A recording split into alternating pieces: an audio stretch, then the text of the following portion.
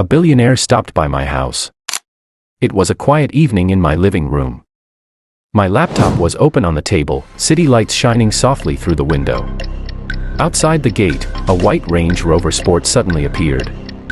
That's when my phone buzzed. A message popped up.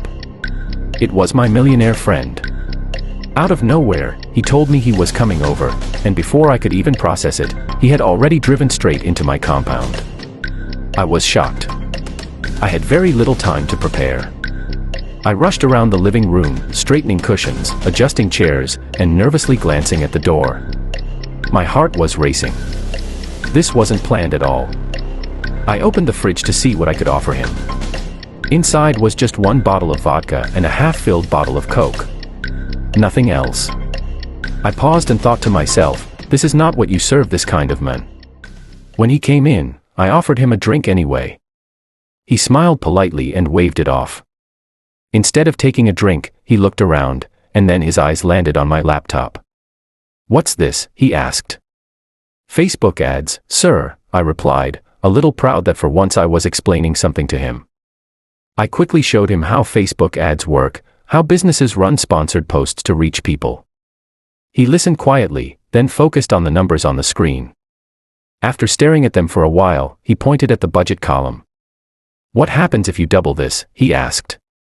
"Will more people see your ads? Will more people buy?" "Yes," I said. "In an ideal situation, that's how it works." He nodded slowly and said, "Then you should be spending more." As usual, he asked for a pen and paper. He wrote one sentence boldly.